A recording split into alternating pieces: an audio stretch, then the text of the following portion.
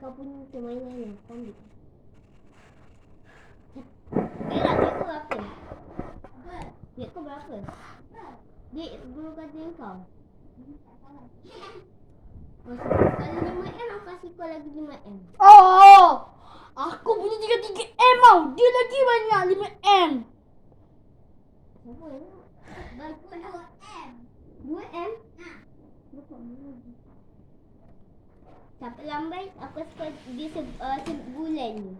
Habis sebulan aku dah okey habis kau. Gaping. Sebenarnya aku gaping.